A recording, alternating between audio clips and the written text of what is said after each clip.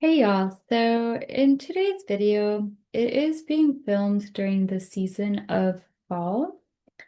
And with the season of fall, we have winter right around the corner too. But we have a theme of grief and suppressed sadness that I wanted to talk about. And I have been blogging about this grief and sadness, and I'll probably do a blog on this same topic that I'm about to talk about as well, just to have it available in multiple formats because I feel like with grief, we really need all the resources we can have because sometimes some people in our life, they're not even processing their own stuff and therefore they're not really helping us feel safe to process our stuff. So we have to create that safety for ourselves to process, right? And so with the theme of grief in mind, I want to talk about what it is to grieve our exes, our past relationships.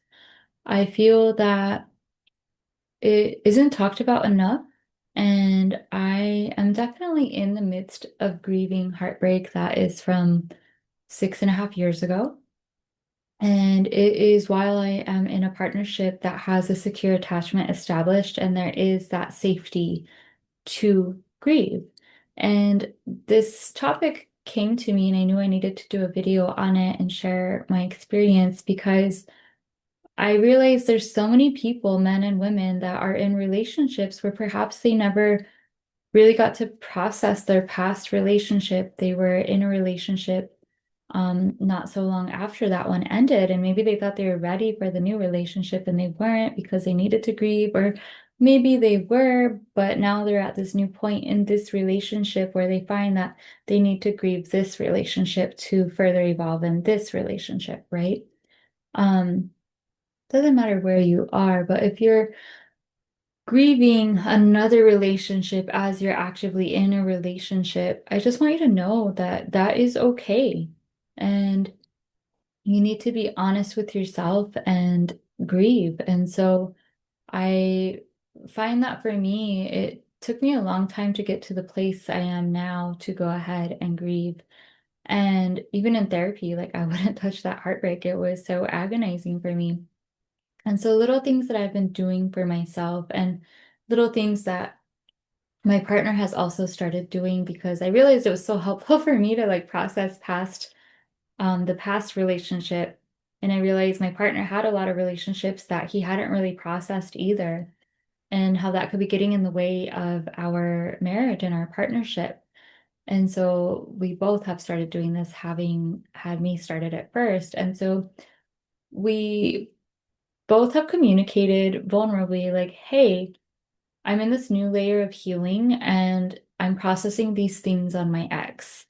Um, I'm gonna go cry, and it's not about you.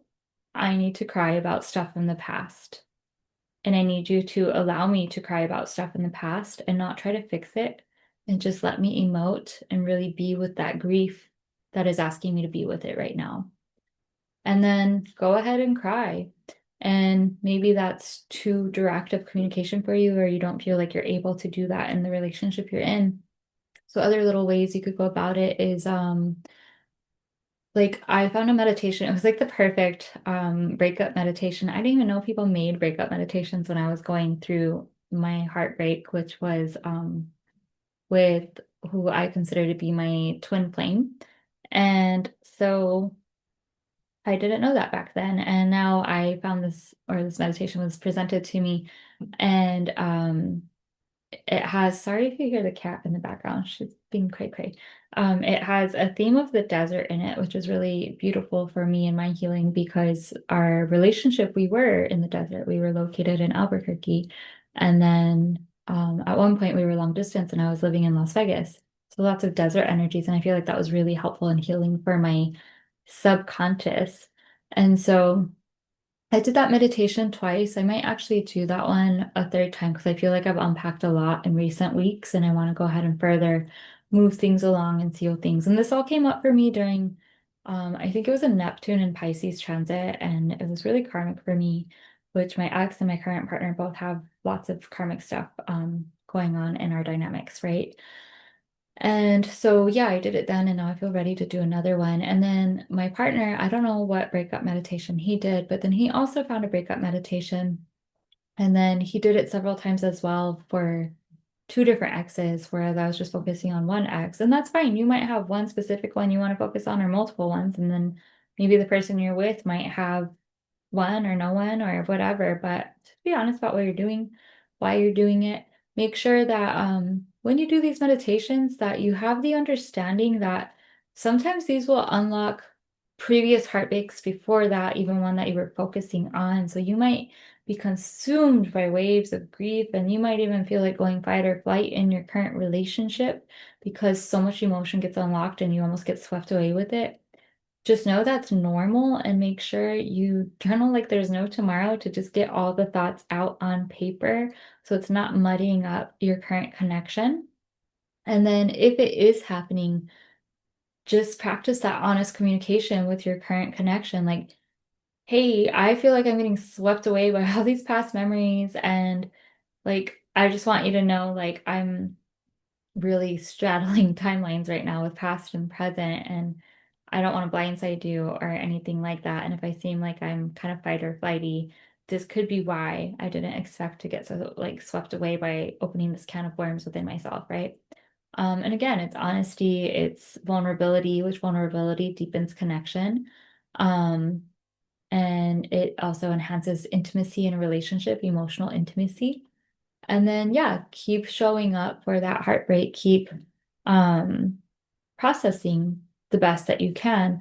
Another way that you could also access some of that past grief and little by little chip away at mourning the ex while being in a partnership could be finding songs in this day and age that connect to who you were back then and allowing yourself to sing the songs as if you're back there going through the breakup, singing the songs, belting them out loud in ways maybe you didn't feel like your throat chakra could handle back then, right?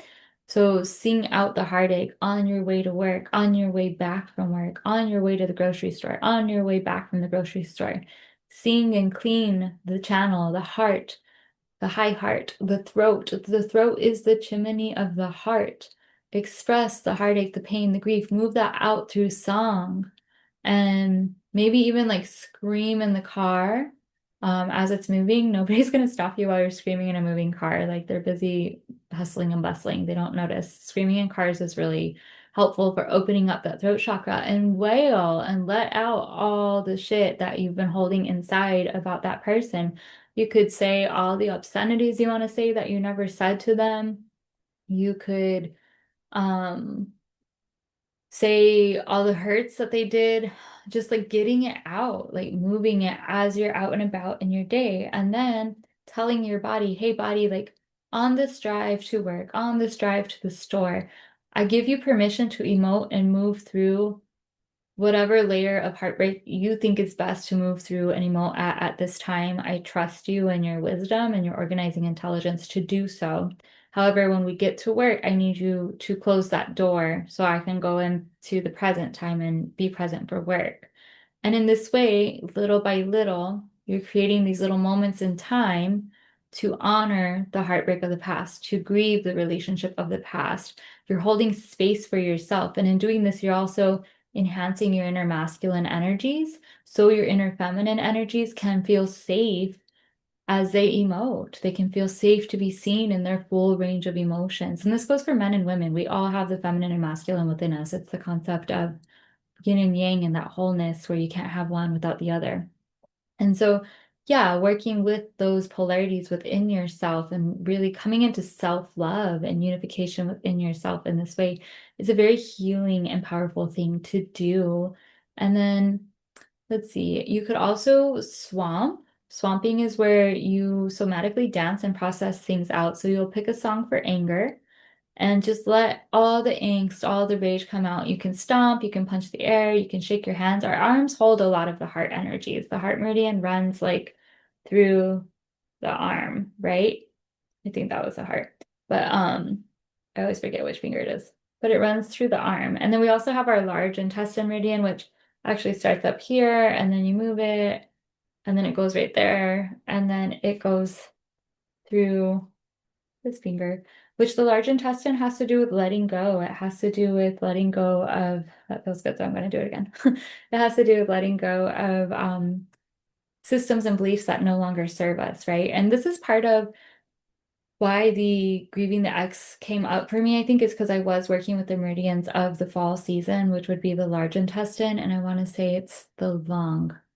I can't remember which meridian the lung is. I know there's an indentation right here-ish. That is, it's like 4 fingers from the elbow. For the lung meridian, and it helps move like suppressed sadness. So you could like massage that, allowing your body to release the suppressed sadness of that heartbreak. You could also massage like right here, the webbing. This is a large intestine point, allowing the large intestine to digest that experience, move it out, make space for where you are in the now, and trusting your body and your energy system to go ahead and recalibrate and harmonize through these like self-massage practices. Another like spot you can maybe self-massage is like right under the eyes. You have points of the stomach meridian, which the stomach meridian has to do with like how we stomach life. Maybe now you're ready to intentionally, like I set the intention to massage the points that are my stomach meridian related to stomaching the heartbreak, stomaching the relationship and all that happened, digesting all that happened, the good and bad and everything in between, extracting the nutrients from it and eliminating the waste, right? Give your stomach meridian permission and support to process. And you might find that you get gassy or something after this, where you burp or you yawn, and that's like a sign that it's working, right? But just working with the stomach meridian point. You could also just work with the back points of the back of the shoulder blades, large intestine point also. Releasing the weight of that relationship from your body. And as you do this, maybe even like for me, it was really helpful. Spirit loves to talk to me through TV shows. So there was a really good show that came on that just helped me process. Wow, my arms are moving a lot of energy right now. That helped me process a lot about the past and the now. And the show was so good too because it also allowed me to entertain like the guilt and shame of like still missing that person, maybe fantasizing about that person. Maybe your sex life with that person was better than your sex life with the current person. Maybe there were things they didn't do that the person does now. Maybe there were things that they do that the person you now have doesn't do. And allowing yourself to grieve and honor that and move that out, though, to make space for the possibility of maybe in this partnership, the sex life can change and evolve. Maybe you can take what you loved from the past and merge it with the now. Or maybe not. I don't know. Maybe this will help you go into new chapters in your partnership, or maybe it will cause you to end a partnership. Either one is right, though, if it supports you for your highest good and is aligned with your heart and the beauty, integrity, and wisdom of your soul. Um, let's see. So, and then you could do, yep, the swamping. So anger song, grief song, and then turn on. So you'll dance to anger because anger is like the bouncer of all the emotions. It protects the emotions. And then you'll go into grief. So pick a slower song and allow your body to move. It's usually slower, more swan-like. Grief likes to hold. It likes to gently rock. Anger likes to be kind of electric and all over the place. And then turn on. What feels good to you when you're dancing in turn on? For women, it can be really healing to do like hip circles and really feel into like your womb space, your yoni. And for men, it can be really healing to do the thrust and ride forward. I love swamping and playing with like my masculine dance style versus my feminine dance style. I feel like they're totally different and they're both great. So yeah, then going into your turn on, alchemizing that lead of the past and that which is dead and no longer in your life into gold and renewal to where things no longer feel old in the now, right? Um, and to where you're not trying to fit this relationship into maybe a mold that it's not supposed to fit into. And so, yeah, you would swamp with the intention to swamp out your ex, swamp out that heartbreak, right? And then if you haven't seen my spring cleaning videos, there's spring cleaning videos as well. Maybe I'll make one on spring cleaning on your ex in case you don't feel safe doing it with someone else, or in case you just want to do it with yourself and have someone hold space for you. I could possibly make a video for that. Um, and yeah, just do these little things, little bits here and there. It doesn't have to be in one day. It can be over a series of weeks, over a series of months, even a series of years. Maybe you have kids and a family and you're kind of scared of opening up too much. Not saying this will or won't do that. I have seen when we tune into our hearts and move through heartbreak that sometimes structures inside crumble and we realize that which we've created doesn't have the strongest structure inside to sustain it because there wasn't like the nourishing of the heart prior beforehand, right? And so then as you nourish the heart, all that hollowness, all that emptiness collapses, everything that's built on it might collapse. And then you'll be rebuilding in new ways in co-creation with your current partnership, with your family, or perhaps going your own ways. But either way, keeping the healthy communication present because it's so important to have that and to have that respect and to cultivate and nourish respect and love in a relationship you're in, regardless if it's like the one or a transitionary relationship, right? Um, this sets you up for healthier relationships in the future, or it sets you up for more long-term emotional intimacy and health in your current partnership. And let's see what else. So we got swamping, we got journaling. I'll probably come up with a spring clean video. And then we also have the singing in the car, the screaming in the car. You can sing your heart out 6 years later and process some mad emotions in a 3-minute song. I know because I've done it and it was so liberating. I never gave myself the permission to do that all those years ago because my throat chakra was so blocked, right?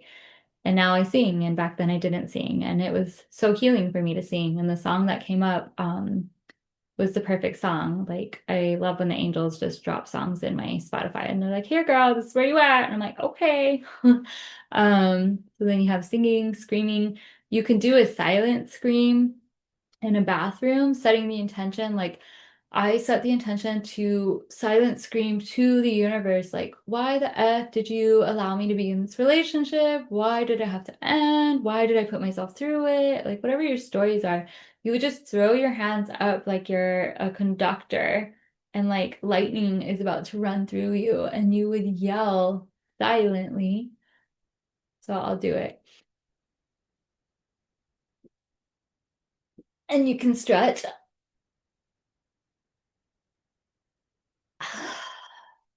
Yeah. And you can stretch your jaw muscles and stuff, and things will move, things will shift.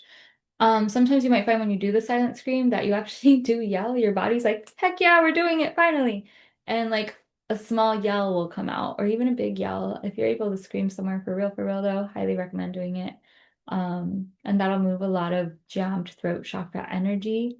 It's very powerful to do that practice. I just learned about it in the last like 6 months, and I'm so grateful I learned about it. Mama Gina taught it in one of her free workshops. Super useful. And then what else? Maybe you could book a massage with the intention to move out the stories, the emotions of your ex from your body.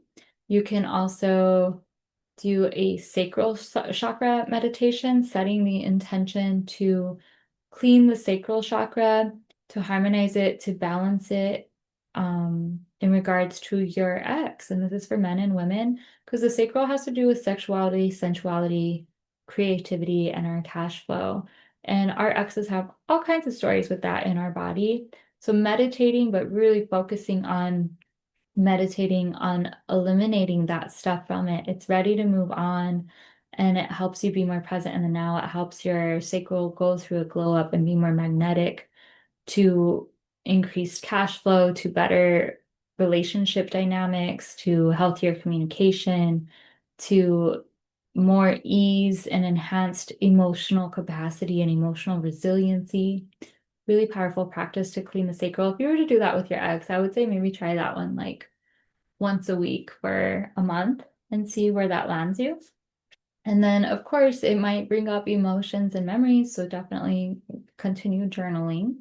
And then another practice you can do is you can write letters to your ex on a timer if you're short on time. Um, and you could do like where you reduce the emotional charge and remove your part in the problem.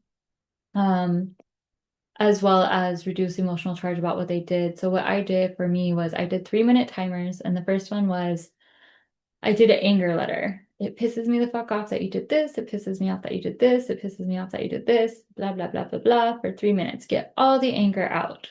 Next up, 3-minute timer, grief. It made me sad when you did this. It made me sad when you did this. It made me sad that I did this. It makes me sad that we didn't reach here, blah, blah, blah.